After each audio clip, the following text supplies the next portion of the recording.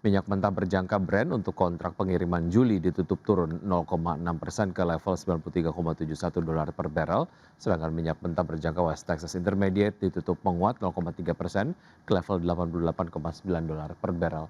Harga minyak dalam beberapa sesi terakhir bergerak sangat volatile.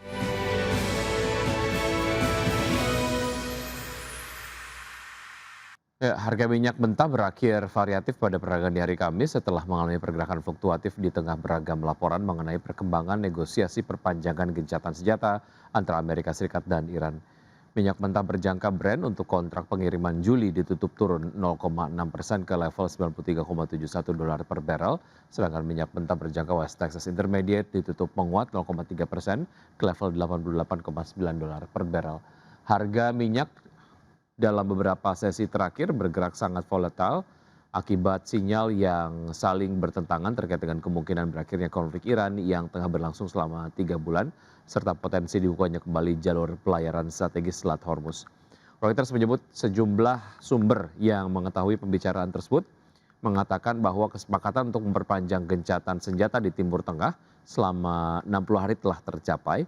Meski demikian, sumber Reuters menyebutkan kesepakatan itu masih membutuhkan persetujuan Presiden Donald Trump. Di sisi lain, kantor berita Iran Tasnim melaporkan teks nota kesepahaman potensial dengan Amerika Serikat masih belum difinalisasi maupun dikonfirmasi.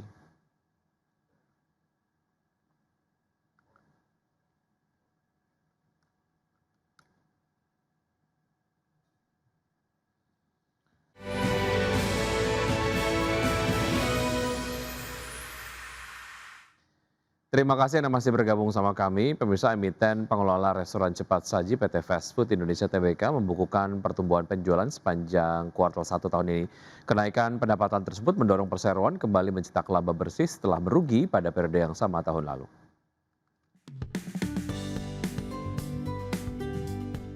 Emiten pengelola restoran cepat saji PT Fast Food Indonesia Tbk membukukan pertumbuhan penjualan sepanjang kuartal 1 2026. Kenaikan pendapatan itu turut mendorong perseroan kembali mencetak laba bersih setelah merugi pada periode yang sama tahun lalu. Berdasarkan laporan keuangan, perseroan membukukan pendapatan sebesar 1,42 triliun pada periode Januari hingga Maret 2026. Realisasi tersebut tumbuh 18,59% secara tahunan dibandingkan 1,19 triliun pada kuartal 1 2025. Pertumbuhan penjualan terjadi di hampir seluruh wilayah restoran support center perseroan. Wilayah Jakarta tercatat menjadi kontributor terbesar dengan penjualan mencapai 498,04 miliar atau tumbuh 14,08% year on year. Sejalan dengan kenaikan pendapatan, beban pokok pendapatan juga meningkat menjadi 598,59 miliar atau naik 23,29% year on year. Meski demikian, perseroan mampu membalikan kinerja menjadi positif. Perseroan membukukan laba bersih sebesar 13,28 miliar rupiah pada kuartal 1 2026 berbanding terbalik dengan rugi bersih sebesar 36,77 miliar pada kuartal 1 2025. Berbagai sumber IDX Channel.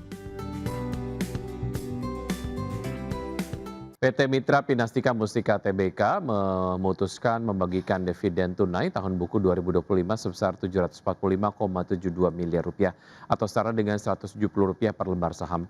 Adapun dividen tersebut berasal dari laba bersih perseroan tahun buku 2025 serta saldo laba ditahan.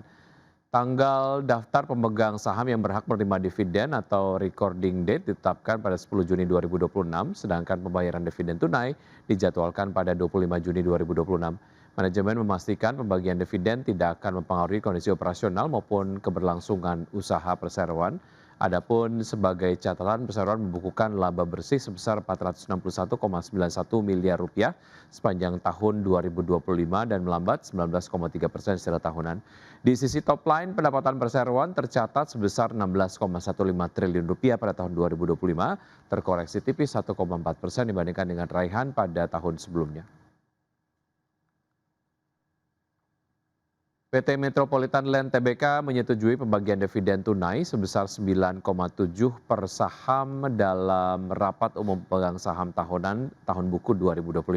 Keputusan ini diambil seiring dengan kinerja perseroan yang mencatat pendapatan usaha hingga Rp1,78 triliun dan laba bersih sebesar Rp412,93 miliar.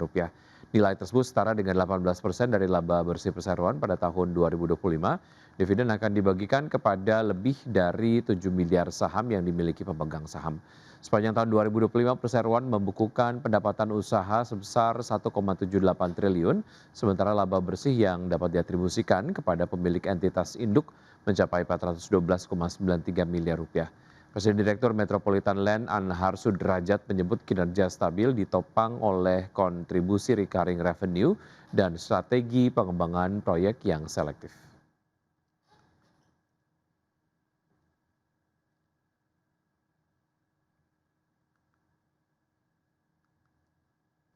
Amerika Serikat dan Iran dilaporkan telah mencapai kesepakatan selama 60 hari untuk memperpanjang gencatan senjata sekaligus memulai negosiasi terkait dengan program nuklir Iran.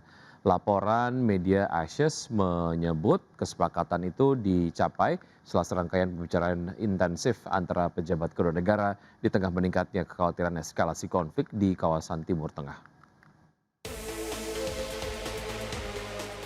Amerika Serikat dan Iran dilaporkan telah mencapai kesepakatan selama 60 hari untuk memperpanjang gencatan senjata sekaligus memulai negosiasi terkait program nuklir Iran. Meski demikian, laporan tersebut menyebutkan bahwa Presiden Amerika Serikat Donald Trump masih harus memberikan persetujuan final sebelum kesepakatan tersebut resmi diberlakukan. Mengutip laporan Axios pada Kamis 28 Mei 2026, kesepakatan itu dicapai setelah serangkaian pembicaraan intensif antara pejabat kedua negara di tengah meningkatnya kekhawatiran internasional terhadap eskalasi konflik di kawasan Timur Tengah. Sementara itu, sebelum beredar laporan disepakatinya gencatan senjata, ketegangan antara kedua negara kembali meningkat setelah kedua negara saling melancarkan serangan udara terbatas pada Kamis 28 Mei di tengah kebuntuan negosiasi terkait keamanan Selat Hormuz dan upaya gencatan senjata yang rapuh. Insiden ini terjadi setelah Amerika melakukan serangan terhadap operasi drone Iran yang disebut berlangsung di dekat Selat Hormuz. Pejabat Amerika Serikat mengatakan militer Amerika berhasil menembak jatuh 4 drone serang Iran dan menghantam sebuah stasiun kendali darat di kota pelabuhan Bandar Abbas yang diduga sedang bersiap meluncurkan drone kelima.